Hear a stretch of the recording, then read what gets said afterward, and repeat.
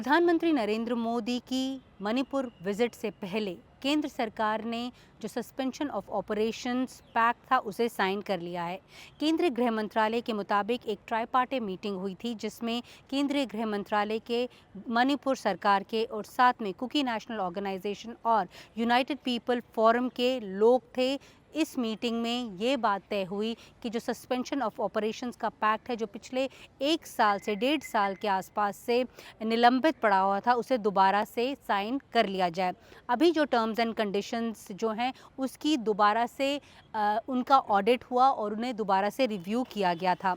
केंद्र सरकार का तर्क है कि जो टेरिटोरियल इंटीग्रिटी है मणिपुर की, उसे जो है बनाए रखने के लिए ये पैक्ट जो है वो साइन किया जा रहा है।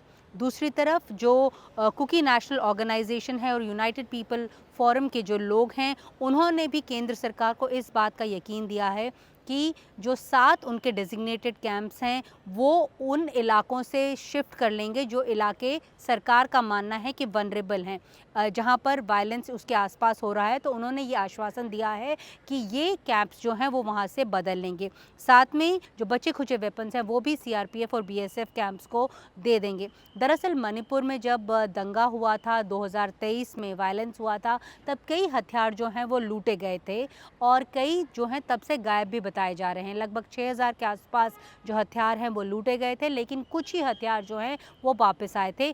कुछ लोगों का ये भी मानना था सिक्योरिटी एजेंसीज में कि कई इस तरह के हथियार हैं वो इन कैंप्स में इन ग्रुप्स के हाथ भी लगे होंगे, लेकिन ऑडिट हुआ। उस ऑडिट के बाद जब पाया गया कि ऐसा नहीं था, लेकिन जो उनके हथियार हैं वो अब बीएसएफ और सीआरपीएफ कैंप्स में जो है वो जमा कर देंगे। साथ में जितने भी उनके कार्डर्स हैं उनकी वेरिफिकेशन का जो प्रोसेस है वो केंद्र सरकार जो है वो लगातार जो है करती रहेगी, ताकि ये पता लगाया जा सके कि कोई फॉरेन नेशनल उन कैंप्स में ना रह रहा हो। केंद्र सरकार का अब ये कहना है कि जॉइंट मॉनिटरिंग ग्रुप है जो क्लोजली मॉनिटर करता रहेगा कि ग्राउंड रूल्स का उल्लंघन जो है वो ना हो रहा हो, जो सू के तहत इन ट्राईपार्टी मीटिंग में जो ये तय किए गए हैं।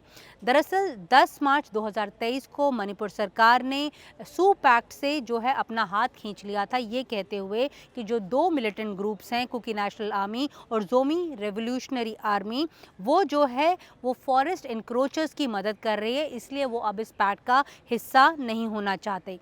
तो तब से ये जो पैक्ट है वो निलंबित पड़ा हुआ था, लेकिन अब क्योंकि प्रधानमंत्री वहाँ पर जा रहे हैं तो ये एक अच्छी पहल मानी जा रही है मणिपुर में शांति बहाली के लिए। यहाँ पे हम आपको ये भी बता दें कि जो ये सू पैक्ट है कुकीज़ के साथ 2008 में साइन किया गया था। सीज़ फायर का ये पैक्ट था जिसके तहत भारत सरकार ने ये कुकी मिलिटेंट ग्रुप्स को आश्वासन दिया था कि वो मणिपुर और नागालैंड के इलाकों में ऑपरेट नहीं करेंगे, और साथ में जो कुकी जो ग्रुप्स थे उन्होंने भी ये कहा था कि वो वायलेंट एक्टिविटीज़ जो हैं वो छोड़ देंगे और साथ में सिर्फ अपने डेजिग्नेटेड कैंप्स में ही वो रहेंगे। डेजिग्नेटेड कैंप्स उनके लिए बनाए गए थे, उनकी मूवमेंट जो है वो डेजिग्नेटेड कैंप्स तक ही रहेगी और इंडियन गवर्नमेंट यानी भारत सरकार जो है वो अपने ऑपरेशंस उनके खिलाफ जो है वो सस्पेंड कर देगी। तो 2008 से 2023 तक लगातार ये जो पैक्ट है चला आ रहा था, लेकिन 2023 में जो मणिपुर सरकार है उसने इस पैक्ट से अपना जो है वो हाथ खींच लिया। लेकिन अब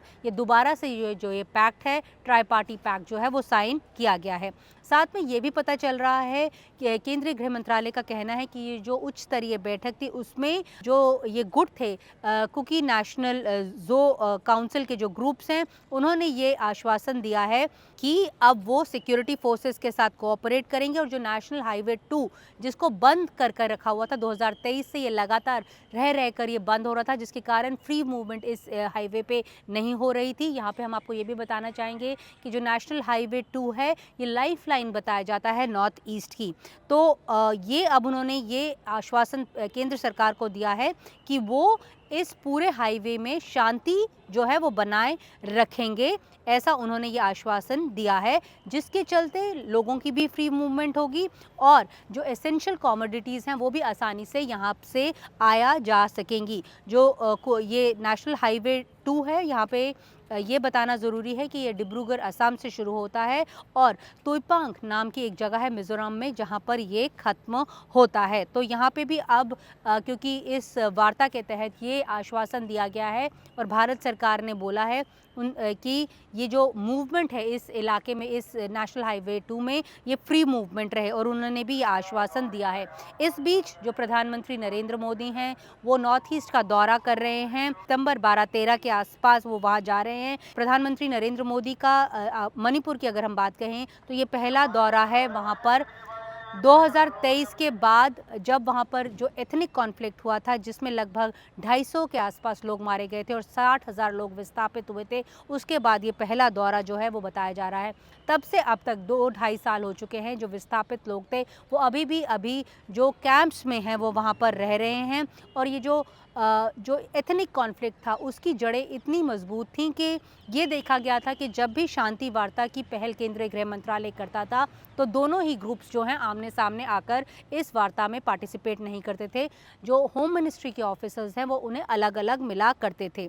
जहाँ तक प्रधानमंत्री की यात्रा का सवाल है, यहाँ पे हम आपको ये बता दें कि प्रधानमंत्री मिज़ोरम जा रहे हैं, जहाँ पे वो एक नई बनी हुई बैराबी सारंग रेलवे लाइन का जो है वो उद्घाटन करेंगे। ये जो लाइन है ये लगभग 51 किलोमीटर लंबी है। ये रेलवे का एक एम्बिशियस प्रोजेक्ट है। रेलवे मिनिस्ट्री का लुक ईस्ट के तहत ये एक एम्बिशियस प्रोजेक्ट है, क्योंकि जो लुक ईस्ट का प्रोजेक्ट है, प्रधानमंत्री का मानना है कि अगर सभी राज्य आपस से जोड़े जाएंगे तभी शांति बहाली वहाँ पर होगी और तभी वहाँ पर विकास का भी काम जो है वो किया जाएगा। तो इसके तहत प्रधानमंत्री वहाँ जा रहे हैं। बहरहाल ये अच्छी खबर मणिपुर के लिए ये है कि प्रधानमंत्री वहाँ जा रहे हैं, वो उन लोगों से भी शायद मिलेंगे जो लोग विस्थापित हुए हैं। इस बीच ये बात अब पक्की हो चुकी है कि जो सस्पेंशन ऑफ ऑपरेशंस का पैक्ट है उसे केंद्रीय गृह मंत्रालय ने हरी झंडी दे दी है। नई दिल्ली से नीता शर्मा, जनसत्ता के लिए।